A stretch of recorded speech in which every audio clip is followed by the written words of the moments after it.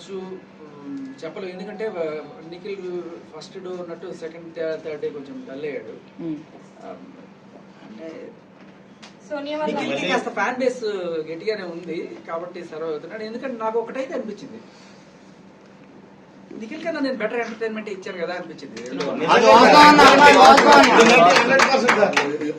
Camera పట్టుకున్న ప్రతి ఒక్కరికి తెలుసు మీరు టాప్ 5 కంటెస్టెంట్ అని.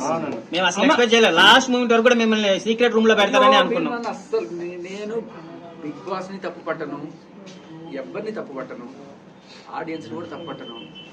కానీ నేను ఒకటే బాధపడేది ఏంటంటే నేను ఎలిమినేట్ అయ్యేందుకు కూడా కాదు, నేను ఇచ్చిన కంటెంట్ బయటికి రాలేదే.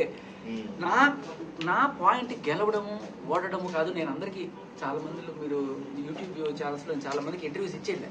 ఎందుకు వెళ్తున్నాను అంటే నేను ఎంటర్టైన్ చేయడానికి వెళ్తున్నాను తప్ప, నేను మనసులు గెలుచుకోవడానికి వెళ్తున్నాను తప్ప గేమ్ గెలవడానికి. ఆ ప్రయత్నంలో గేమ్ గెలిస్తే గెలుస్తానేమో, కానీ నేను గేమ్ గెలవడానికో ఈ కుట్రలు కుతంత్రాలు చేయడానికో పాలిటిక్స్ చేయడానికో ఇలాంటివి కాదు. ఉన్నంతసేపు ఎంటర్టైన్ చేసామా, చేయలేని అనుకున్నప్పుడు బయటకు వచ్చేసాం. అంటే బిగ్ బాస్ టీమ్ కావాలనే స్టార్ మా వాళ్ళని సీరియల్ యాక్టర్స్ ని వాళ్ళ కంటెంట్ చూపించి మీ కంటెంట్ ని జాచాలనుకోవచ్చా?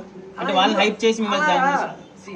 ఎవరైనా కూడా నా ప్రోగ్రామ్ హై రేటింగ్ రావాలనుకుంటారు. ఒకవేళ కనుక నేను చేస్తున్న దానికి రేటింగ్ రాలేదేమో అందుకని వాళ్ళు తీసేసారేమో, మనకు తెలియదు అవన్నీ కూడా. మీరు కొంతమంది ఎంజాయ్ చేస్తున్నారు.